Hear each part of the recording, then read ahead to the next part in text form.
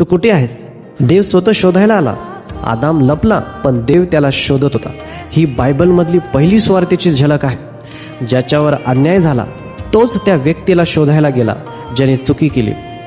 आणि उत्पत्ती 3:15 मध्ये देवाने तारणाची पहिली भविष्यवाणी दिली. स्त्रीचा वंश सर्पाचं डोकं चिरडेल.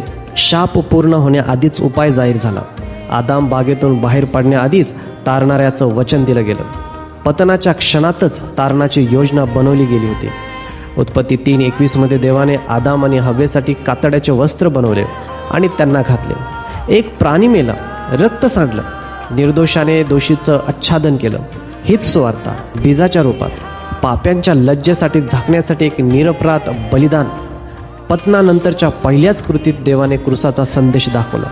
तो वृक्ष चूक नव्हता, तो सर्वात महान प्रेमकथेची सुरुवात होता. अशी कथा जी उत्पत्तीपासून प्रकटीकरणापर्यंत अखंड चालते. देवाने तो वृक्ष लावला कारण प्रेमाला निवडीची गरज होती. देवाने पत्नाला परवानगी दिली कारण तारणासाठी ते आवश्यक होतं. देवाने आपल्या पुत्राला पाठवलं कारण त्या किमतीसाठी दुसरं काहीही पुरेसं नव्हतं.